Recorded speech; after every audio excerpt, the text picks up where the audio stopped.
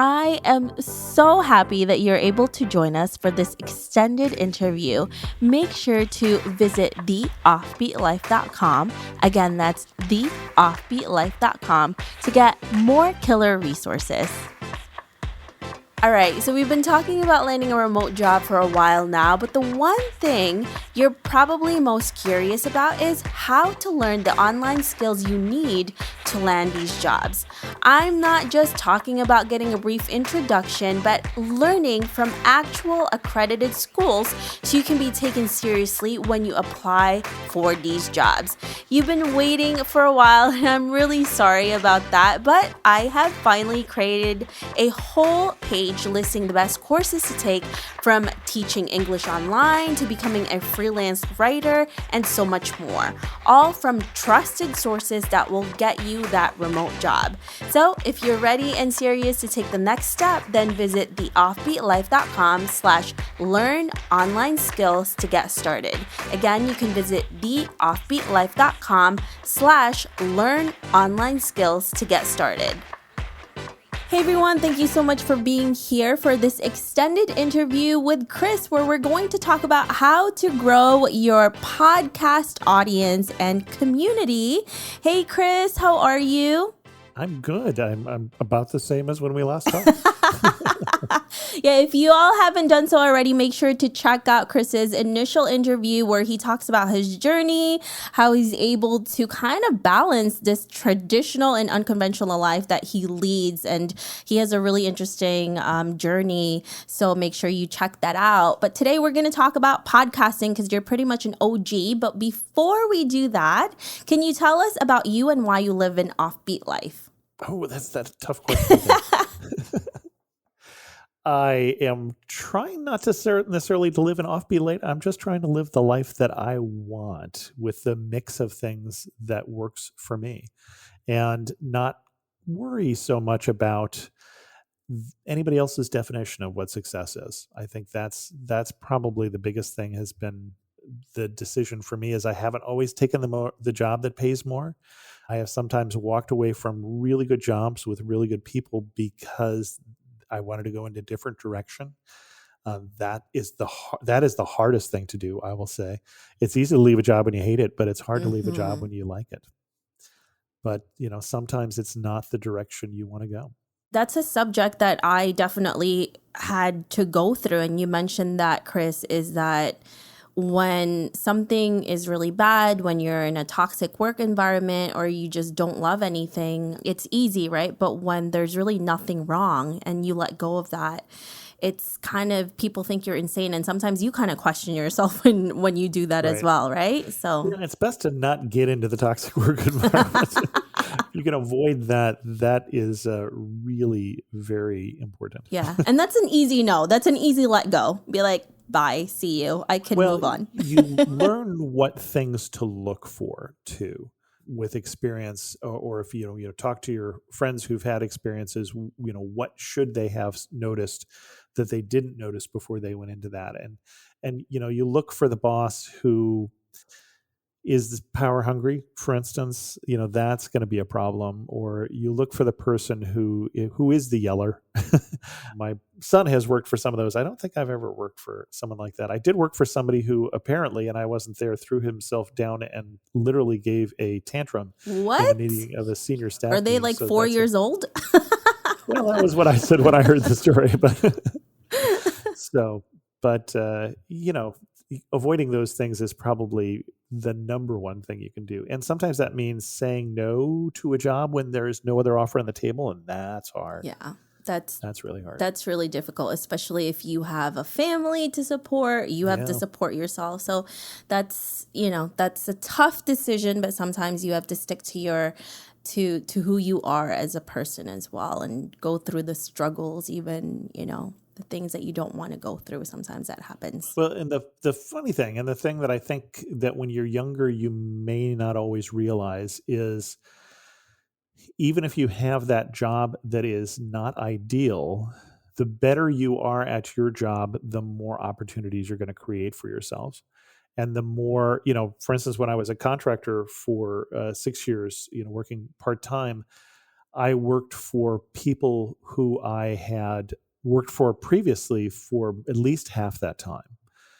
Basically worked my way into roles because as soon as they had something they needed, they knew they could call me and rely on me. And so, going back to jobs that I didn't burn my bridges at, for instance, for 3 of those 6 years was definitely, so it was at least 4 of the 6 years, 4 or 5 of the 6 years.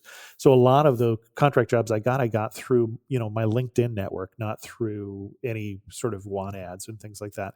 That's not how jobs are found. Yeah. Basically, jobs are found through connections. And if you're the guy they remember as, being someone who was good to work with and got the job done well, then you will have more opportunities, even more non-traditional opportunities. Mm-hmm. Well, and that's why you have to always do well, do your best with everything that you do, even when the situation is not ideal, because at least, at the end of the day, even when you leave, you did your best with that. So speaking of doing your best, there's so many things that you do well, but one of the things that you do you're best at, one of the things that you're best at is your podcast, and you've grown it and you have millions of listeners, and not all at one time. You never know, soon enough. All crowded around one little iPhone. And, one of the things that me and you talked about is this is a question we get asked a lot from wannabe podcasters or podcasters already. So can you tell us, I guess, your secrets? Because obviously we have secrets with this. Yeah, I don't know. One is you don't give up. That definitely helps to, be the last one standing. I think there are a couple things that should be said, but shouldn't have to be said. One is you have to figure out who your audience is, and that really means you have to figure out who your audience isn't and what kind of show you're not doing. And so I write, for instance, on a almost hourly basis to people who are pitching me things saying that's not the format of my show. That's not what I do. But of course, when I started, I didn't know what the format of my show was. I thought, and we mentioned this in the other interview, I thought that the format of my show was going to be me telling my travel stories. And it wasn't going to work because I wouldn't have had enough stories because I wasn't traveling full time. And then even if you are traveling full time, it's hard to find the time to record. That's what when you talk to people who are, full-time nomads, it's hard to create content if you don't slow down. So it's, there is that balance always. And so, it took a while to figure out that the format of my show is that I'm looking at, what I ended up with is I'm looking for a destination worth flying to for a North American traveler. So I'm focusing on North American travelers. And when I say North American, really I'm meaning, English speaking, so predominantly US and Canada. And, I have people who listen all over the world, and I love having listening to them. We try and remember that there are people listening who wouldn't know, American history when we're talking about something in the US and we're talking about a historic thing. So we try and explain those. We try and keep your listener in mind, but you do have to pick what, who are you for? And, we don't do fly and flop vacations, where you fly to the beach and stay there for a week and just read a book on the beach. And it's not that I think that is a bad vacation. It's not that I think that some people won't enjoy that. It's not my style of vacation, but also it makes for boring audio. Like, what did you do, Chris? It's just not that interesting. And, for the same reason I don't have on PR people, because I think when someone is paid to tell you that this is the perfect place for everything, it lacks credibility. So you've got to figure out those things first of who you are and who you're not for. What shows do you not do? And then there's a decision also in terms of, are you a timely show or are you a long tail show? So for instance, and I've done both in the travel space, so it's easy to talk about that. For 10 years, I worked with Gary Arndt and Jen Leo doing This Week in Travel. I bowed out earlier this year, but that was a show that talked about travel news every week. So we would, pull some stories from the news. We would talk about them. You never run out of things to talk about. That's a really great part of that format. And we do a roundtable discussion. We'd have a guest on then and we'd talk to them.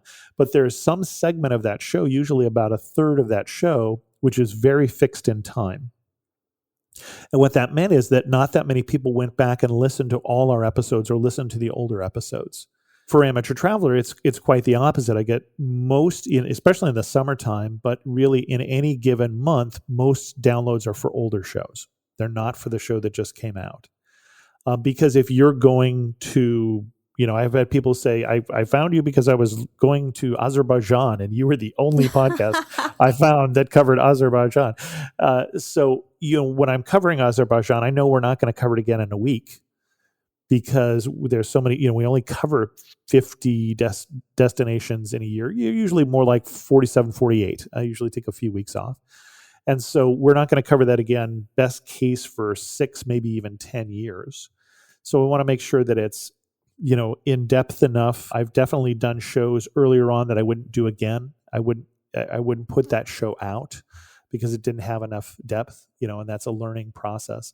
But I'm trying to make that show so that it has a long tail and so that people will find value with it 5, 10 years later. But that also means there are things I can't cover. When the tourism board says, we want you to come cover this festival that we're doing this year, it's like, do you do it every year? No, it's like, sorry. I don't do that. That's not the format of my show. So you have to figure out, some of those things. If you are building a long tail show, it's going to have probably it's going to take a while longer to build up an audience. And most podcasts take a while to build up an audience. They tend to build relatively slowly. And word of mouth tends to be the number one thing that builds an audience more than anything else is, when people are talking about travel and they mention, how do you know that? Well, I heard it on this show. That's what you're looking for more than anything else. The second best way, and you need to do that, right? You need to make a show that people want to listen to. and some people aren't going to like it, right? Some people are not going to be your people, and that's okay. Because you're too old, you're too young, you're too into parties, you're not into partying enough, you talk too much about museums, you don't talk enough about music, whatever. Some people are your listeners and some people are not. And that's fine.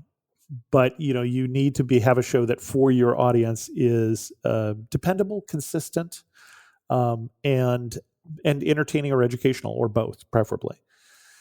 But then in terms of other ways that you can try social media. I find it relatively ineffective to promote podcasting.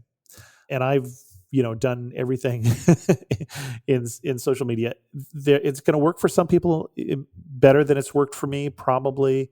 If you were we're doing our, so I think of a podcast that happened for a year, 10, 12 years ago now, that was a year in Europe. And it was a great podcast.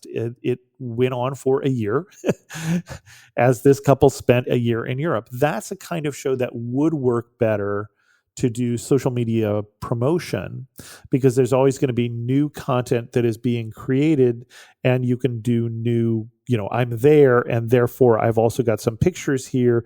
It would work better with a social media audience where, here's some pictures of this and we're going to talk about it on this week's show. My show is not that. I'm usually sitting here in my office as recording it. So that's a disadvantage for me using social is, if I took a picture of where I am every day, it would look very similar. And when I'm out traveling more, I do more social media. But I haven't found it that getting somebody off of Instagram or off of Facebook, off of Twitter, off of Pinterest, and over to a podcasting platform to be that easy. Again, it works better for some than for others.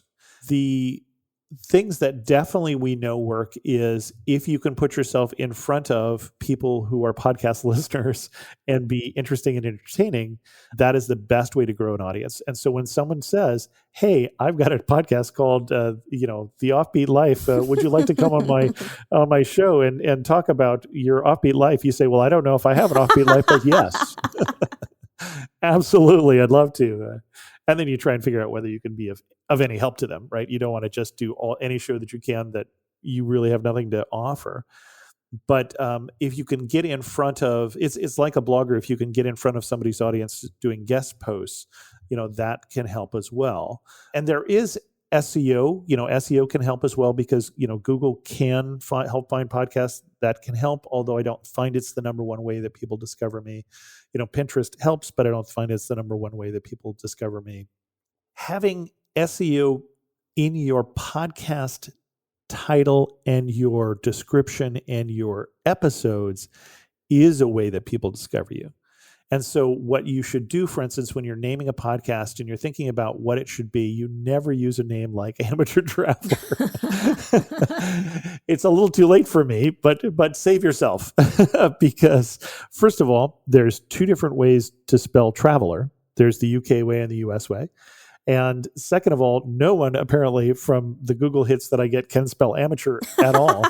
And if they're looking for amateur, some of the Google traffic I get when they look for amateur Vietnamese video, it turns out they're not looking for travel at all. So they are not my people. They're looking for something else entirely, and we won't get into that. But so, for instance, the second podcast I did is a Bible study podcast, and it's called The Bible Study Podcast. So that if you go into, the system and you say, I'm looking for, this, they ought to be able to find you. And so your name, as you consider that your name is show, don't be too cute. So I would try and do something that makes sense. So, are people searching for offbeat life, or are they, what are they searching for? Think about that before you name the show. Unlike me, I used to joke with someone whose blog was Sexy Fun Traveler because she started blogging after me. And I thought, darn, I could have been Sexy Fun Traveler. Of course, unfortunately, when I say that, people laugh way too loud. So that might not have been a good brand for me. But, it was available. So I could have searched longer. There were other things available. I'm not sure what I would have called my show if I'd done it right. But Amateur Traveler, the reason I named it, just so you know, is that in the Latin, for those of you who know your Latin, amateur means what, Debbie? Someone who's, they're brand new and they're just beginning. Not from the Latin. Really? No. Well, think about your Latin. What words are like amateur? Amas, amore.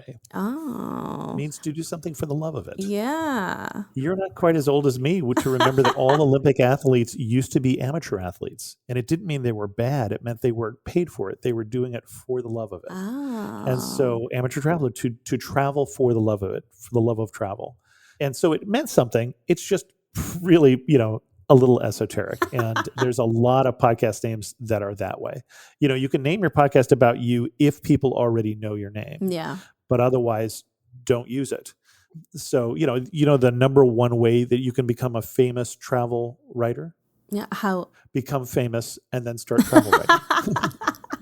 Well, that you can be famous with anything once you do that, right?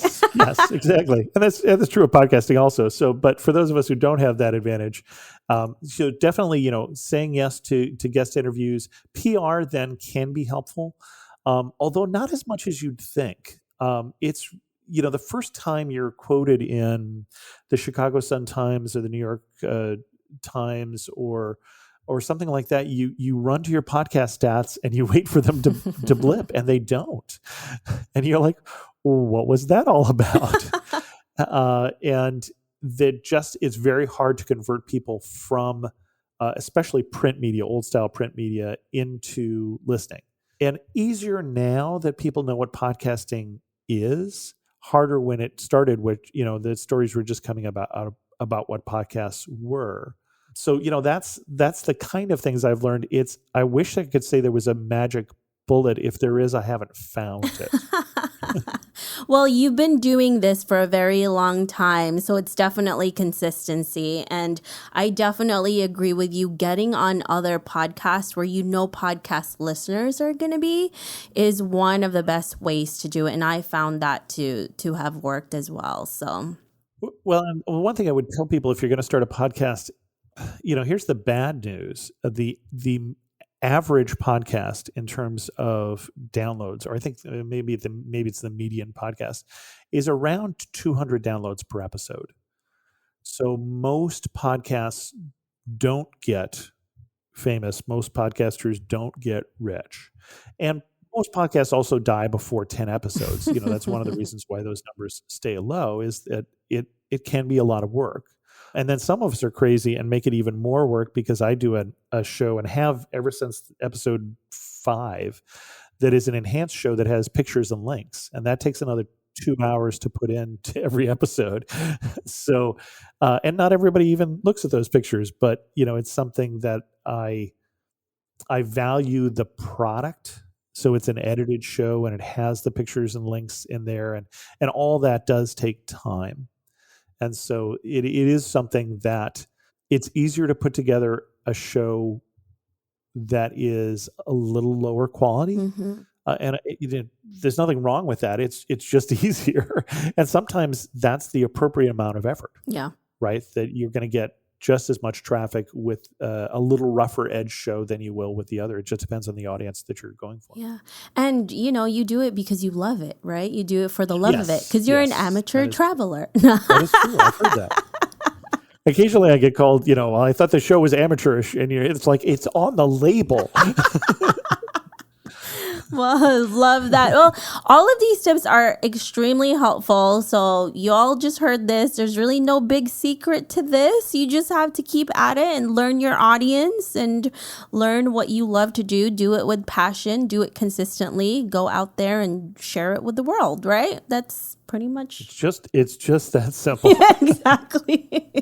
Well, and I think also finding your niche. It would be a little harder for me to start today with as broad a podcast as I'm doing. For instance, if I were to start today, it might make more sense for me to do a California podcast, especially here, where I've been locked down for the last, couple of years, spending more of my time in California. And it might also then be something that would go along with the California blog I'm trying to grow. And there's advantages to that. It's a little harder than the problem with that is for people, for instance, blogging, we always run into this. I come up with my show, my blog, and I decide I'm for 20 something people, and then I turn 30, or I decide for I'm for people who travel with babies, and then my babies grow up. So you do need to think. I always loved that. Stephanie Yoder, who had 20-something Traveler, that when she bought that domain, she also bought 30-something Traveler. I thought, you go, girl. You're at least thinking ahead of the game. That's right. Yeah, but there is the thing where, hey, I've done the local blog or the local podcast, and now I get it. I want to get invited to someplace else.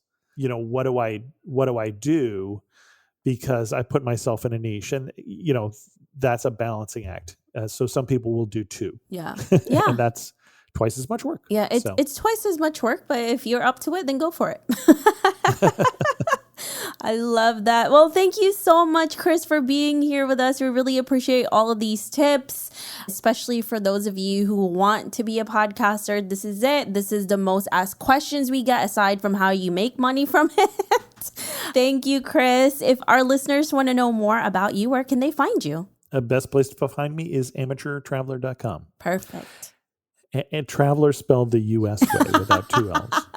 Just to be clear. There you go. An amateur, apparently Google will take however you want to spell it. Love that. Thanks, Chris. We really appreciate you and all of the tips that you gave us. Thanks for having me. I hope you enjoyed this extended interview with Chris.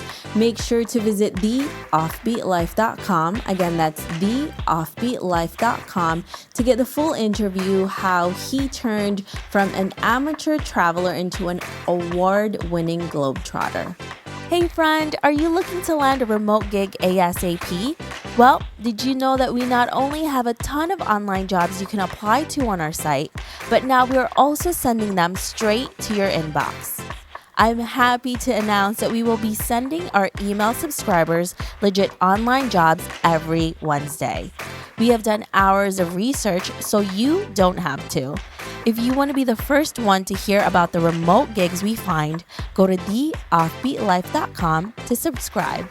Thanks for joining me on this extended interview. Don't forget to subscribe and leave a review on iTunes. We can also chat some more on Facebook at The OB Life. I'll talk to you soon.